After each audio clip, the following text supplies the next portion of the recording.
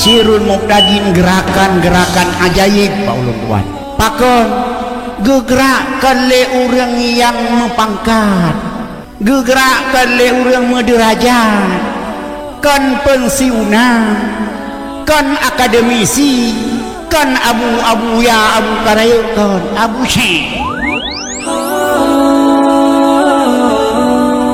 Kaum muslimin dan kaum muslimat hadir dan ramaikanlah pada acara zikir al-waliyah serta tausiah bersama Abi Maulana Syarifuddin dan Walid Nusa Malanga dalam rangka haul ke-7 tahun Forum Majelis Taklim Sirul Muqtadin cabang Kabupaten Pidie pada tanggal 2 Oktober 2022 yang bertempat di Komplek Gedung Pidie Convention Center di Jalan Lingkar Blangpaseh, Lampedia Baru, Kabupaten Pidie. Ajak keluarga dan kerabat Anda ke majelis ilmu.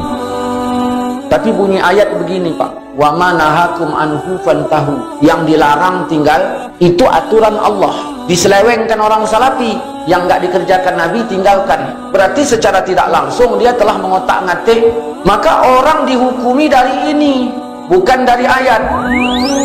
Acara zikir al-waliyah serta tausiah dalam rangka haul Forum Majelis Taklim Sirul Muqtadin Kabupaten Pidie juga turut disiar langsung oleh Radio Mutiara FM Berinuan, YouTube Mutiara TV, dan Fanspeak FB Radio Mutiara Aceh. Demikian seruan ini kami sampaikan atas keringanan langkah kaum muslimin dan kaum muslimat. Kami ucapkan terima kasih. Tertanda Panitia Pelaksana.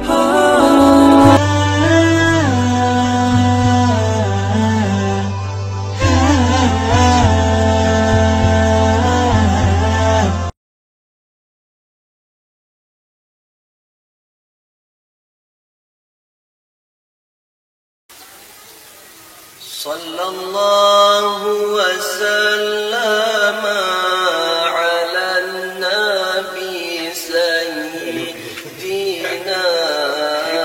Muhammadin wa alihi wa sahbihi ajma'in.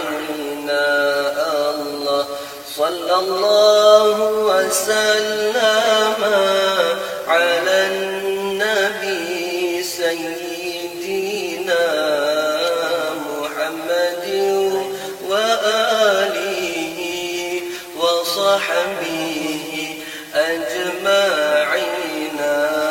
Sallallahu wa sallama ala nabi Sayyidina Muhammadin wa alihi وصحبه أجمعين.